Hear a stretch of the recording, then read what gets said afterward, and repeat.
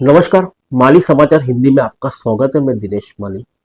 मुंबई को महाराष्ट्र से अलग करने की चाल, उद्धव ठाकरे का नीति आयोग के एमएमआर ब्लूप्रिंट को लेकर आरोप। आइए जानते हैं विस्तार से। शिवसेना यूबीटी प्रमुख उद्धव ठाकरे ने रविवार को आरोप लगाया कि नीति आयोग की मेट्रोपॉलिटन क्षेत्र यानी एमएमआर को विकसित करने की योजना मुंबई को महाराष्ट्र से अलग करने की कोशिश है, जिसमें बीएमसी यानी बृहद मुंबई महानगर पालिका की अहमियत को कम किया जा रहा है। मुंबई के बीकेसी मैदान में चुनाव प्रचार के आखिरी चरण में आयोजित एक रैली को संबोधित करते हुए उद्धव ठाकरे ने कहा कि अगर एमएमआरडीए ने बीएमसी के अधिकार क्षेत्र में हस्तक्षेप किया तो वे इसे भंग करने में भी संकोच नहीं करेंगे। उन्होंने कहा कि मुंबई को महाराष्ट्र से अलग करने की साजिश केवल एक अफवाह नहीं बल्कि एक गंभीर खतरा है।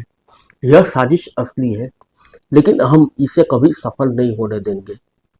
उद्धव ठाकरे ने आरोप लगाया कि सितंबर में एमएमआरडीए और डब्ल्यूईएफ के बीच मुंबई मेट्रोपॉलिटन रीजन के एक वैश्विक आर्थिक केंद्र के रूप में विकसित करने के लिए समझौता हुआ था, जो नीति आयोग की रिपोर्ट के बाद आया।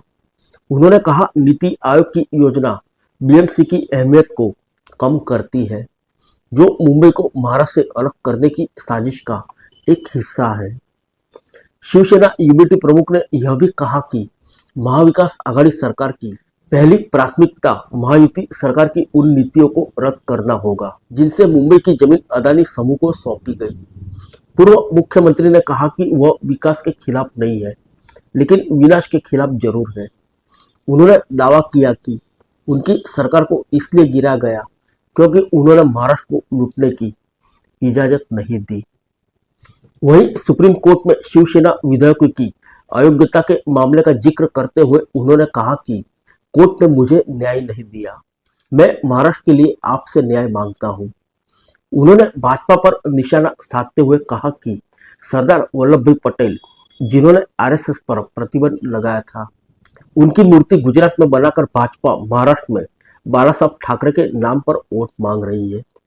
इस दौरान प्रधानमंत्री नरेंद्र मोदी पर हमला करते हुए उन्होंने एक है तो सेफ है के नारे पर सवाल उठाया और कहा कि अगर मोदी के नेतृत्व में भी लोग सुरक्षित महसूस नहीं करते तो उन्हें इस्तीफा दे देना चाहिए। उद्धव ठाकरे ने महाराष्ट्र की संपत्तियां जैसे हवाई अड्डे, बंदरगाह, बिजली, खदान और स्कूलों को अदानी समूह को सौंपे जाने का आरोप लगाया। उन्होंने लोगों से महाविकास आघाड़ी का समर्थन करने की अपील की और कहा कि अगर महायुति सत्ता में लौटती है तो महाराष्ट्र का विनाश हो जाएगा। फिर मिलेंगे अगले बुलेटिन में अन्य किसी खबर के साथ। तब तक के लिए इजाजत दीजिए। नमस्कार।